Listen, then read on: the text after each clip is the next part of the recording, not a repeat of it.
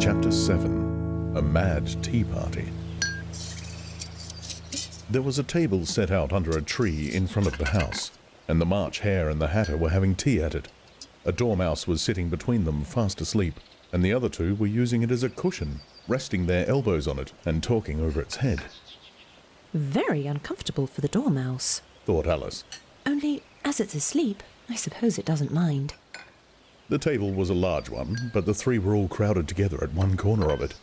"No room, no room," they cried out when they saw Alice coming.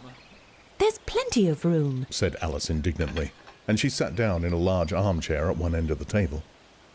"Have some wine," the March Hare said in an encouraging tone. Alice looked all round the table, but there was nothing on it but tea.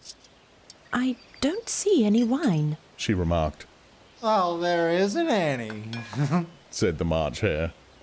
"Then it wasn't very civil of you to offer it," said Alice angrily. "It wasn't very civil of you to sit down without being invited," said the March Hare. "I didn't know it was your table," said Alice. "and it's laid for a great many more than 3. "Your hair wants cutting," said the Hatter. He had been looking at Alice for some time with great curiosity, and this was his first speech. "You should learn not to make personal remarks," Alice said with some severity. "It's very rude." The Hatter opened his eyes very wide on hearing this, but all he said was, "Why is a raven like a writing desk?" "Come, we shall have some fun now," thought Alice. "I'm glad they've begun asking riddles. I believe I can guess that," she added aloud. "Do you mean that you think you can find out the answer to it?" said the March Hare. "Exactly so," said Alice. "Then you should say what you mean," the March Hare went on. "I do. Alice hastily replied. At least I mean what I say. That's the same thing, you know." "Not the same thing a bit," said the Hatter. "Why, you might just as well say that I see what I eat is the same thing as I eat what I see." "You might just as well say that," added the March Hare. "I like what I get is the same thing as I get what I like." "You might just as well say," added the Dormouse, who seemed to be talking in his sleep, "that I breathe when I sleep is the same thing as I sleep when I breathe." "It is the same thing with you," said the Hatter, and here the conversation dropped, and the party sat silent for a minute, while Alice thought over all she could remember about ravens and writing desks, which wasn't much. The Hatter was the first to break the silence. "What day of the month is it?" he said, turning to Alice. He had taken his watch out of his pocket and was looking at it uneasily, shaking it every now and then and holding it to his ear. Alice considered a little and said, "The 4th. 2 days wrong," sighed the Hatter. "I told you butter wouldn't suit the works," he added, looking angrily at the March Hare. "It was the best butter," The March Hare meekly replied.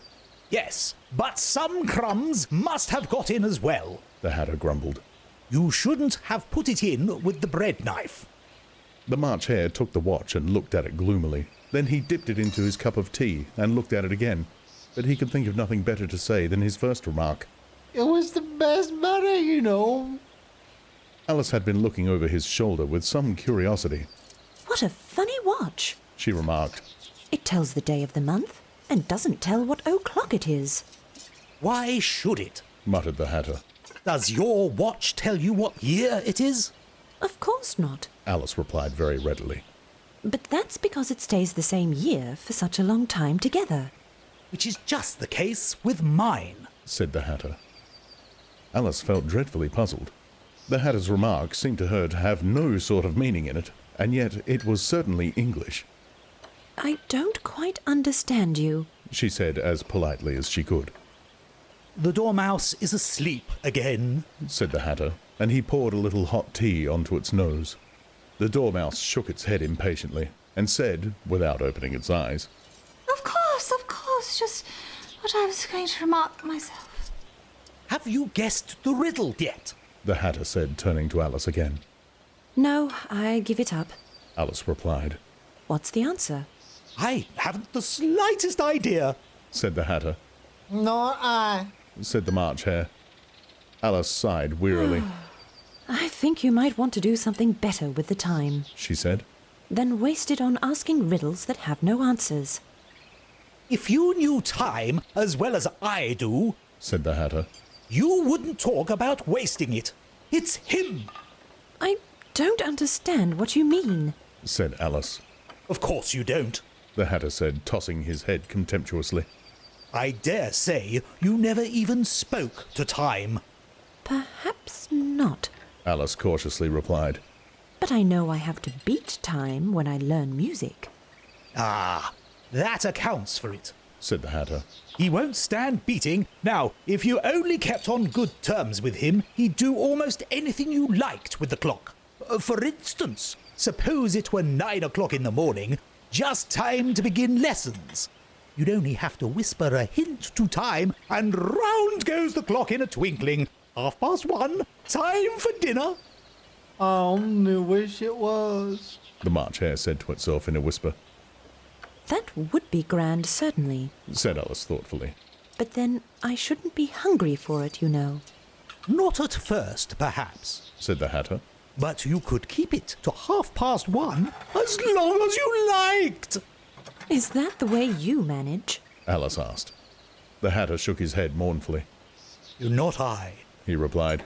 We quarrelled last month, just before he went mad, you know. Pointing with his teaspoon at the March Hare. It was at the great concert given by the Queen of Hearts, and I had to sing Twinkle, Twinkle, Little Bat, How I Wonder Where You're At. You know the song, perhaps? I've heard something like it. Said Alice. It goes on, you know, The Hatter continued. in this way. Up above the world you fly, like a tea tray in the sky. Twinkle, twinkle. Here the Dormouse shook itself and began singing in its sleep, Twinkle, twinkle, and went on so long that they had to pinch it to make it stop. twinkle. Ouch! Well, I'd hardly finished the first verse Said the Hatter. when the Queen bawled out, "He's murdering the time! Off with his head!" How dreadfully savage! Exclaimed Alice. And ever since that, The Hatter went on in a mournful tone. he won't do a thing I ask. It's always 6 o'clock now. A bright idea came into Alice's head. Is that the reason so many tea things are put out here? She asked. Yes, that's it. Said the Hatter with a sigh. It's always tea time, and we've no time to wash the things between whiles. Then you keep moving around, I suppose. Said Alice. Exactly so, Said the Hatter. as the things get used up. But when you come to the beginning again, Alice ventured to ask. Suppose we change the subject. The March Hare interrupted, yawning. I'm getting tired of this. How about the young lady tells us a story? I'm afraid I don't know one. Said Alice, rather alarmed at the proposal. Then the Dormouse shall. They both cried, Wake up, Dormouse! and they pinched it on both sides at once. The Dormouse slowly opened his eyes. I wasn't asleep. He said in a hoarse, feeble voice. I heard every word you fellows were saying. Tell us a story. Said the March Hare. Yes, please do. Pleaded Alice. And be quick about it, Added the Hatter. or you'll be asleep again before it's done. Once upon a time there were 3 little sisters, The Dormouse began in a great hurry. and their names were Elsie, Lacey, and Tilly, and they lived at the bottom of a well. What did they live on? Said Alice, who always took a great interest in questions of eating and drinking. They lived on treacle. Said the Dormouse, after thinking a minute or two. They couldn't have done that, you know. Alice gently remarked. They'd have been ill. So they were, Said the Dormouse. very ill. Alice tried a little to fancy to herself what such an extraordinary way of living would be like, but it puzzled her too much, so she went on. But why did they live at the bottom of a well? Take some more tea. The March Hare said to Alice very earnestly. I've had nothing yet, Alice replied in an offended tone. so I can't take more. You mean you can't take less? said the Hatter. It's very easy to take more than nothing. Nobody asked your opinion. Said Alice. Who's making personal remarks now? The Hatter asked triumphantly. Alice did not quite know what to say to this, so she helped herself to some tea and bread and butter, and then turned to the Dormouse and repeated her question. Why did they live at the bottom of a well? The Dormouse again took a minute or two to think about it, and then said, It was a treacle well. There's no such thing. Alice was beginning very angrily, but the Hatter and the March Hare went shh, shh, and the Dormouse sulkily remarked, If you can't be civil, you'd better finish the story for yourself. No, please go on. Alice said very humbly. I won't interrupt again. I dare say there may be one. One, indeed. Said the Dormouse indignantly. However, he consented to go on. And so these three little sisters, they were learning to draw, you know. What did they draw? Said Alice, quite forgetting her promise. Treacle. Said the Dormouse, without considering it at all this time. I want a clean cup. Interrupted the Hatter. Let's all move one place on. He moved on as he spoke, and the Dormouse followed him. The March Hare moved into the Dormouse's place, and Alice, rather unwillingly, took the place of the March Hare. The Hatter was the only one who got any advantage from the change, and Alice was a good deal worse off than before, as the March Hare had just upset the milk jug into his plate. Alice did not wish to offend the Dormouse again, so she began very cautiously. But I don't understand. Where did they draw the treacle from?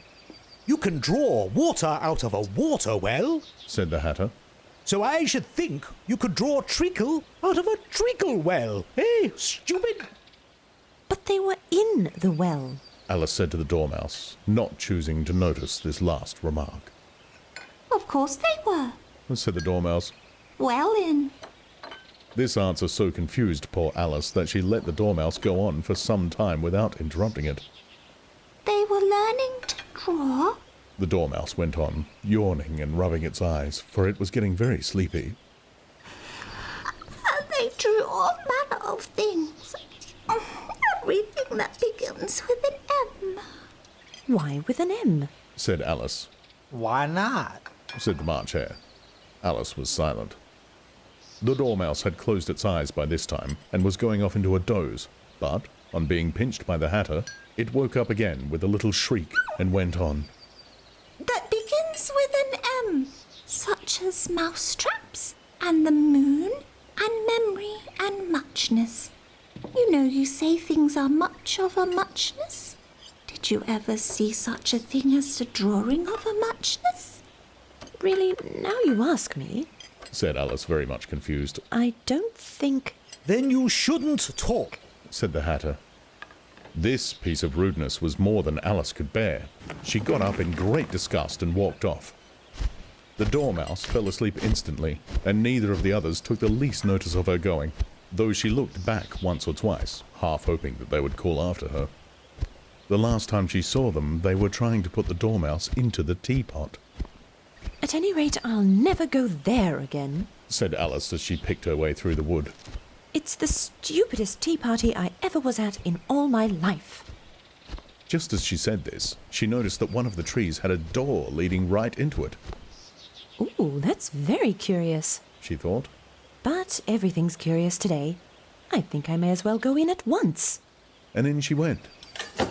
Once more she found herself in the long hall and close to the little glass table, Now, I'll manage better this time. and began by taking the little golden key and unlocking the door that led into the garden. Then she went to work nibbling at the mushroom. She had kept a piece of it in her pocket, till she was about a foot high. Then she walked down the little passage, and then she found herself at last in the beautiful garden, among the bright flower beds and the cool fountains. Alice's Adventures in Wonderland was produced and narrated by Steve Parker, with Jet as Alice. James Whitrow as the March Hare. and Tim Williams as the Mad Hatter. to support this and future works, please visit patreon.com/Steve Parker.